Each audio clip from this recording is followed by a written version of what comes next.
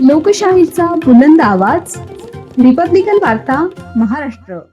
फुलंब्री नगरपंचायतने शहरातील भटक्या कुत्र्यांची धरपकड सुरू केली. सर्वोच्च न्यायालयाच्या आदेशाचे पालन करत कुत्र्यांचे लसीकरण करण्यात येणार.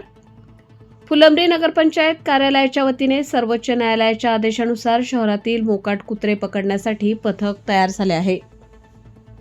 सर्वोच्च न्यायालयाने प्राणी जन्म नियंत्रण नियम 2023 नुसार भटक्या कुत्र्यांचे निर्जीवीकरण व लसीकरण करण्याचे काटेकोर अंमलबजावणी करण्याचे निर्देश दिले आहेत.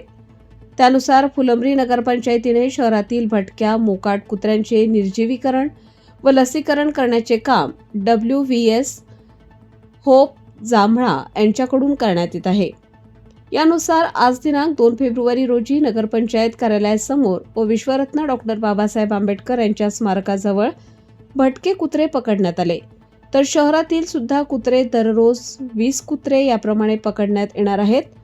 पकडलेले कुत्रे लसीकरण व नसबंदी करून पुन्हा याच ठिकाणी शहरात आणून सोडले जातील, असा न्यायालयाचा आदेश आहे, अशी माहिती कर्मचारी बाळू बनकर यांनी दिली आहे.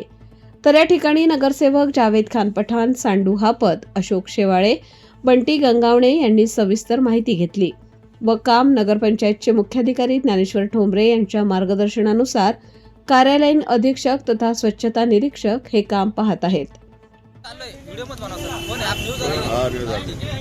आम्ही जे इथून कुत्रे घेऊन चाललोय यांना वॅक्सिन करून नसबंदी करून परत इथं आणून सोडणार.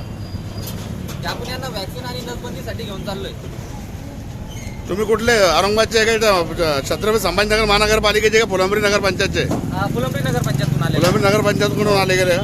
किती कुत्रे धरले तुम्ही आतापर्यंत? 2 फक्त. आता पुन्हा धरणार आहे का? हो, पूर्ण आजपासून सुरुवात केली का? आजपासून सुरुवात केली.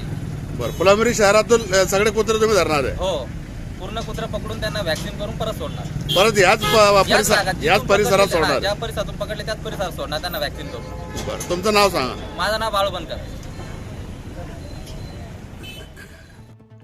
रिपब्लिकन वार्ता Maharashtra वृत्तवाहिनीसाठी Aurangabad Marathwada उपसंपादक Akbar Shah. Subscribe now and press the bell icon. Never miss an update.